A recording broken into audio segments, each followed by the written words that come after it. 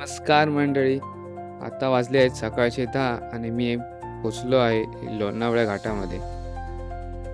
जबरदस्त असं वाईब आहे.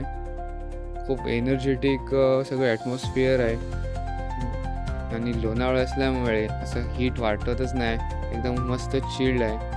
आता हे जर आपल्या रत्नागिरीत असतं तर सनसेट होऊन लागलं असतं. तर फर्स्ट टाईमच मी या रोडवरनं जात आहे. त्याच्यामुळे जरा स्लो सगळा एक्सपिरियन्स घेत जात आहे.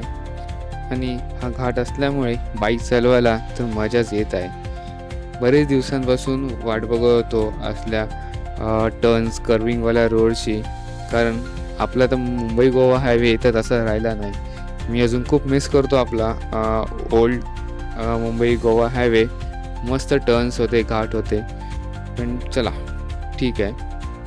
मागच्या ब्लॉगमध्ये सांगितल्याप्रमाणे आज मी दुपारी 12 वाजता निघालो होतो रत्नागिरीतून आणि साधारण 5:30 पावणे 6च्या दरम्यान पनवेलला पोचलो. आज सकाळी 9 वाजता आपली लोणावळ्यासाठी आपण जर्नी ही चालू केले आणि आता साधारण सकाळची 10 वाजले आहेत. खूप भारी वाटतंय या रोडवरनं बाईक चालवायला. अगदी कॉलेज टाईमपासून डोक्यात होतं की मुंबई पुणे एक्सप्रेस हायवेवरनं जावं आणि फायनली आपल्याला हा चान्स मिळाला आहे. हा जो वरून रस्ता येताना दिसत आहे तो रिटर्नवाला रोड आहे. मी ठीक आहे, तुम्हाला जेव्हा मी रिटर्न येईन सेम रोडवरून तेव्हा तुम्हाला मी त्या साईडचं पण तुम्हाला दाखवेन. हे इथं सुंदर असं मंदिर आहे. पण जर आता लेट झाल्यामुळे मी थांबलो नाही. मी वरती त्या टॉप व्ह्यूला गेल्यानंतर 1-2 मिनटं थांबवीन. बरीच जणं तिथेच थांबलेली असतात. काही खाण्यापिण्याचे स्टॉल पण तिथे आहेत. बघूया, जर टाईमवर पोहोचलो तर आपण 2 मिनिटं तिथे थांबून जाऊया. पण जी काय मजा येते बाईक चालवायला, आहाहा! काहीच म्हणजे तुम्हाला आता व्हिडिओमध्ये मी सांगूच शकत नाही. पण मस्त वेदर आहे इथलं. आता कळतंय मुंबई पुण्याची लोकं का वीकेंडला लोणावळ्यात असतात. वीकेंडला लोणावळा पूर्ण खचाखच असा भरलेला असतो. खूप सारे टुरिस्ट येत असतात. काही तर बाहेरचे सुद्धा येत असतात. मुंबई पुणे एक्सप्रेस हायवेचा ब्रिज दिसतोय. इथेच बरेच सारे बायकर जंबलिंग होतात. बायकर्ससाठी लेफ्ट साईडने वरती जायचं आहे आणि 4 व्हीलर इथून न्यू हायवेसाठी जाऊ शकतात. याची माहिती तर काढून आलो आहे, पण एकदा बघूया. ते जरा चौकशी करू आणि मग पुढे जाऊ.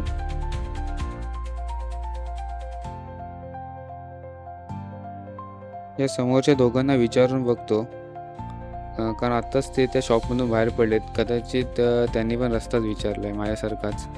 हां, त्याने सेम सांगितलं की खालून आपला कारसाठी रोड आहे आणि हा वरचा जो रोड आहे हा बाईकसाठी आहे. चला तर मग आपण आपली जर्नी आता कंटिन्यू करू.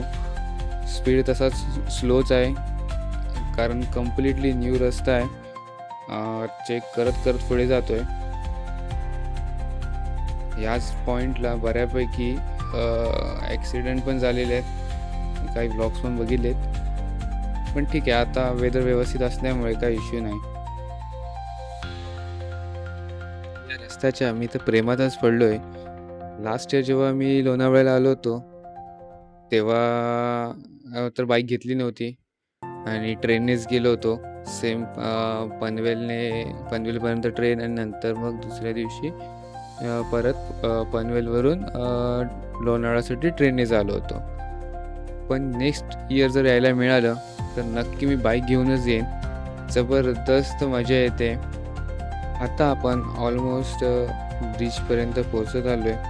जिथेच बरेच सारे लोकं थांबतात आणि लोणावळा हायवेचा तोच एक फेमस पॉईंट आहे. इथून राईट साईडने वरती जायला लागतं. खालून नवीन एक्सप्रेस हायवे जातोय. मस्त असा गार वारा आहे. जोरात नाही, हलकी झुळूक येते, पण भारी वाटतंय. खालचा व्ह्यू मला कॅप्चर करायचा होता, पण तो काही जमला नाही. कारण खूप साऱ्या गाड्या आहेत आजूबाजूला आणि इथे थांबणं मला नाही वाटत योग्य आहे. पुढे जाऊन आपण थांबूया.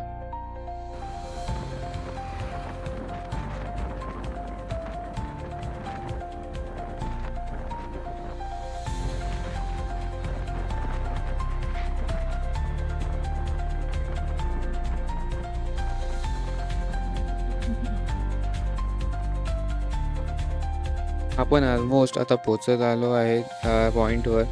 इकडनं राईट साईडने जर बघितलं ना तर आपल्याला तो मिसिंग लिंकवाला रोड पण दिसतो. बघूया, येताना जर जमलं तर तुम्हाला मी तोही दाखवेन. आणि इथे आता काय थांबून खायची इच्छा नाही. घरून तर नाश्ता करूनच निघालो होतो. बघूया 1-2 मिनटं जागा बघून आपण थांबूया.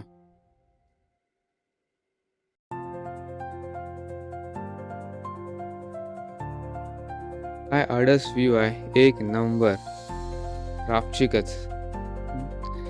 मस्त असं गार वारा. पण खाली कचरा खूप आहे.